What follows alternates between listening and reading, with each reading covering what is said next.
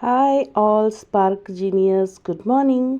तो दोस्तों, आज का हमारा टॉपिक है विटामिन B6।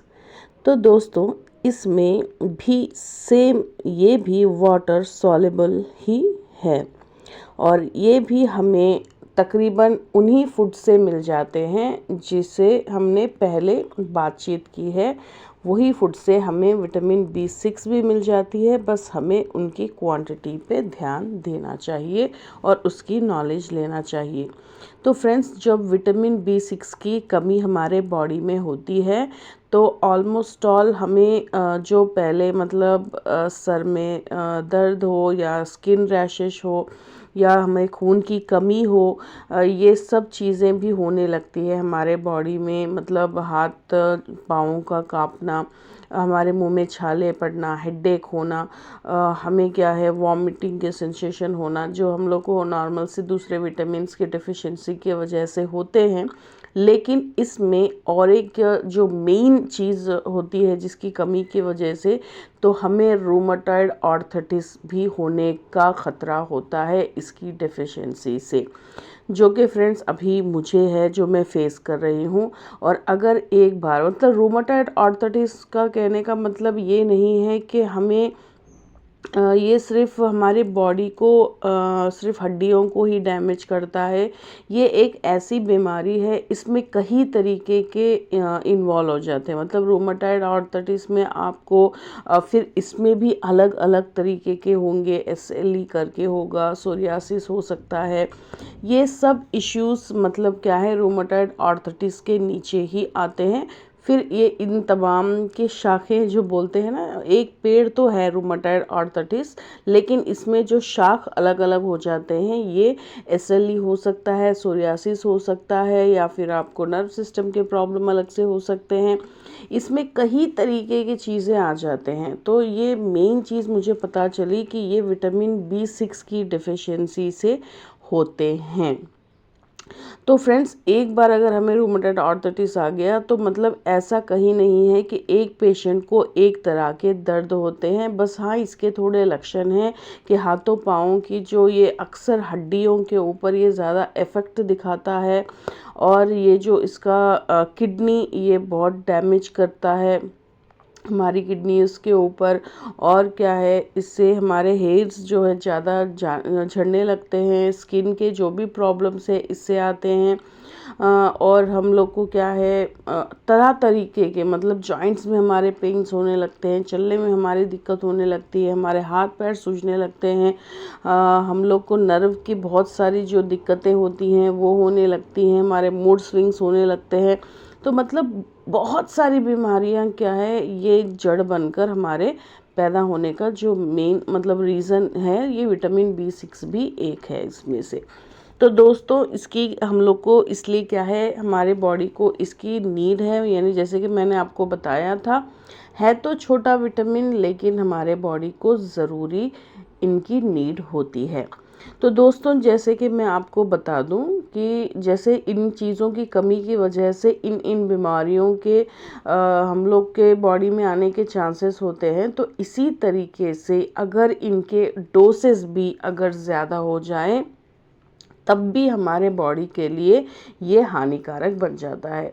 जैसे मैं आपको थोड़ा समझाती हूँ दोस्त, जैसे मैंने आपको पहले वीडियो में बताया था कि जो भी ये वाटर सॉल्युबल विटामिन्स होते हैं, ये हमारे बॉडी में जाकर क्या है स्टोर नहीं हो पाते। तो अगर हम इसकी पूरे दिन की क्वांटिटी अगर हम अपने ब्रेकफास्ट में ही ले लेते हैं, यानी क्वांटिटी ज़्यादा बढ़ा के खा लेते हैं, तो ज़्यादा क्वांटिटी में हमें विटामिन्स मिल जाते हैं। तो तब क्या हो जाता है कि मतलब चलो, अगर एक दिन के क्वांटिटी के हिसाब से हमने ले लिया तो चलो ओके, कि थोड़ा अगर हम लोग को जब हमारे बॉडी को नीड होगा उतना देकर क्या है, बाकी जब हम यूरिन पास करते हैं या फिर हम कोई ऐसा काम करते हैं जिसकी वजह से पसीना हमारा निकलता है, तो इनके थ्रू से वो विटामिन को बाहर निकाल देता है।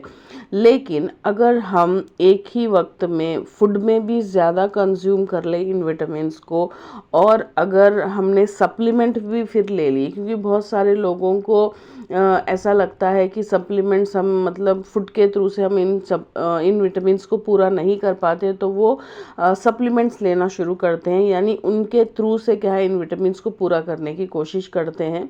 कुछ लोगों को बहुत अच्छी नॉलेज होती है तो वो उनके अकॉर्डिंग जाते हैं, लेकिन कुछ लोगों को क्या है सिर्फ देख लेते हैं दूसरों को कि वो सप्लीमेंट खा रहे हैं तो बस हम भी सप्लीमेंट ले रहे हैं, वो क्या खा रहे हैं वो हम भी वो ले रहे हैं। हम लोग ये नहीं देखते कि हमारे बॉडी को कितनी नीड है, कितनी ज़रूरत है, उसके हिसाब से नॉलेज लेके हमें सीख कर इन चीज़ों को करना है।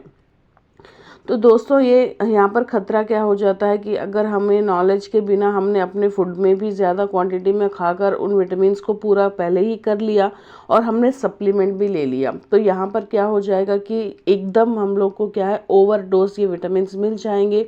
तो ऐसा तो होता नहीं कि हम खाते के फ़ौरन हम यूरिन के लिए चले जाते हैं या फिर हम ऐसा काम कर देते हैं जिससे हमें पसीने पे पसीना निकल जाता है, जिसके थ्रू से ये पूरे विटामिन्स मतलब जो है हमारे वाटर सॉल्युबल के बाहर निकल जाएंगे, है ना। ऐसे तो नहीं होता। तो ये जब तक हमारे बॉडी में जब तक हम यूरिन पास वगैरह नहीं करते तो तब तक ही क्या है इसके जो ओवर डोसेस क्या है हमारे नर्व सिस्टम के ऊपर डैमेज करना शुरू कर देते हैं इसके हैवी डोज। तो दोस्तों मेरा कहने का मतलब बस इतना है कि जो भी हम खाते हैं चाहे वो हेल्दी फूड ही क्यों ना हो, अगर ओवरडोज में हम लेंगे तो यही चीज़ हमारे बॉडी के लिए ख़तरा भी बन सकती है। तो अगर कम हो तो भी खतरा, अगर ज़्यादा लो तो भी खतरा। तो इन सब की सबसे पहले हमें हर बॉडी की नीड यानी हर बॉडी का वेट अलग होता है, हर बॉडी के अंदर के चेंजेस अलग होते हैं। तो इन चीज़ों को क्या है आप अपने नॉलेज से नहीं बल्कि क्या है पहले अपने बॉडी को समझिए, उसके अकॉर्डिंग हमें इन सब चीज़ों को लेना चाहिए, तो ये बेहतर होगा दोस्तों। तो इसे मैं एक छोटे से एग्जाम्पल से आपको और एक समझाती हूँ। जैसे हम माएँ हैं दोस्तों, हम क्या करते हैं जब हमारी बेबीज़ मतलब हमारे बच्चे पैदा होते हैं तो हमें बहुत सारे लोग बहुत तरीके की सलाह देते हैं कि हमें ऐसा खिलाना चाहिए, वैसा खिलाना चाहिए, तो बेबी को तुझे हेल्दी बनाना है, बेबी को तुझे लड्डू मोलू गोलू जो भी बनाना है तो तू ड्राई फ्रूट्स का पाउडर बना के उसको खिला।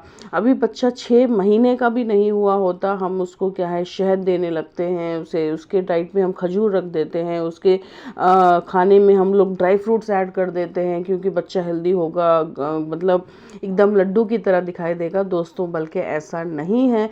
बहुत सारे डॉक्टरों ने 1 साल तक बच्चे को शहद देने से मना किया होता है क्योंकि उसमें एक तरीके का बैक्टीरिया पाया जाता है। दोस्तों वैसे तो वो बैक्टीरिया का नाम कुछ अलग ही है, मुझे मुंह भी नहीं पलट रहा। कुछ बोटुलिनियम करके कुछ बैक्टीरिया होता है जो प्योर शहद होता है, जो क्या है बच्चे के खाने से उसका अभी इतना डाइजेस्टिव सिस्टम है उतना नहीं बना हुआ होता। तो इससे क्या होता है कि अंदर जाकर बच्चे को वो नर्व सिस्टम जाके डैमेज कर देता है, और क्या है वो बैक्टीरिया क्या है बच्चों के जो टॉक्सिन्स होते हैं उसमें मिलकर क्या है जहर को प्रोड्यूस करता है और बिल्कुल नर्व सिस्टम को डैमेज करने लगता है।